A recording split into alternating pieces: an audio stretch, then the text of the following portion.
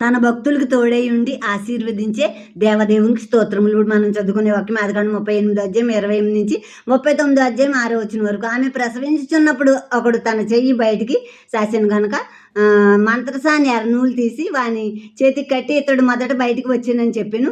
అతడు తన చెయ్యి వెనుకకు తీసినప్పుడు అతని సహోదరుడు బయటకు వచ్చాను. అప్పుడు ఆమె నీవేళ భేదించుకుని వచ్చితివనెను. అందుచేత అతనికి పెరేసు అని పేరు పెట్టాను. తర్వాత తన చేతిని తొగరగల అతని సహోదరుడు బయటకు వచ్చాను. అతనికి జెరహు అని పేరు పెట్టబడెను.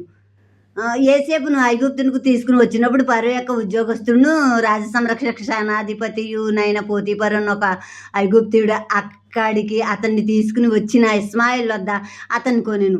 యెహోవా యేసేపునకు తోడై ఉండును గనుక అతడు వర్ధిల్లుచు తన యజమానుడగు ఆ ఐగుప్తీయుని ఇంట నుండెను. యెహోవా అతనికి తోడై ఉండిననియు అతను చేసిందంతయు అతని చేతిలో యెహోవా సఫలం చేసిననియు అతని యజమానుడు చూసినప్పుడు యేసేపు మీద అతనికి కటాక్షం కలిగెను గనుక అతని యొద్ద పరిచర్య చేయువాడాయను. మరియు అతడు తన ఇంటి మీద విచారణకర్తగా అతన్ని నియమించి తనకు కలిగిందంతయు అతని చేతికి అప్పగించెను.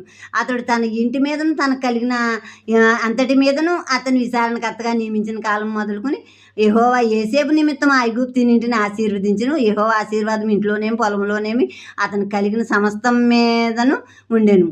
అతడు తనకు కలిగినదంతా యేసేపు చేతికి అప్పగించి తాను ఆహారం తినుట తప్ప మరి తనకేమి ఉన్నదో ఏమి లేదో విచారించేవాడు కాడు. యేసేపు రూపవంతుడును సుందరునై ఉండెను. ఇప్పుడు తామారుకి 2 కవల పిల్లలు పుట్టారు. ఆ ఫస్ట్ పిల్లవాడి పేరు పేరేసు, రెండో అబ్బాయి పేరు జెరహు. ఈ పేరేసు వంశంలోంచి యేసుక్రీస్తు ప్రభు పుట్టారు. అది మత్తయి సువార్త 1వ అధ్యాయంలో వంశావళిలో పేరేసు జెరహుల పేర్లు కూడా ఉంటాయి. మత్తయి సువార్త 1వ అధ్యాయం చదువుకుంటే ఇప్పుడు యేసేపుని ఇస్మాయిల్ తీసుకెళ్ళిపోయి పోతీఫర్ అని ఒక అతనికి అమ్మేశారు ఐగుప్తు దేశంలో. పోతీఫర్ తన ఇంట్లో పనికి పెట్టుకున్నాడు. ఆ పనులు తన ఇంట్లో యేసేపు పనులు చేస్తుంటుండగా ఏ పని చేసినా ఆశీర్వాదం సఫలపరచబడటం విజయమే కలుగుతుంది. ఇదంతా పోతీఫర్ చూశాడు. యేసేపు చేసే పనుల్లో దేవుడు తోడే ఉన్నారు. నా అన్ని పనులు విజయమే జరుగుతున్నాయి. అతన్ని ఏ పని నిమిత్తం పంపిస్తే ఆ పని చక్కగా చేసుకొచ్చేస్తున్నాడు. పని జరుగుతుంది, జరగలేదన్న మాట లేదని అతను చూసినప్పుడు అతని మీదకి యేసేపు మీద పోతీఫర్ కటాక్షం కలిగినప్పుడు తన ఇంటి సమస్త అధికారము యేసేపుకి అప్పగించాడు. బానిసగా కొన్నాడు. గొడ్డి చాకరీ చేయించుకోకుండా దేవుడు తోడే ఉండటం ఆశీర్వాదం చూసినప్పుడు తన ఇంటి మీద ఉన్న సమస్త అధికారం యేసేపు చేతికి అప్పగించేసి తను భోజనం చేయటం మాత్రమే చేస్తున్నాడంట.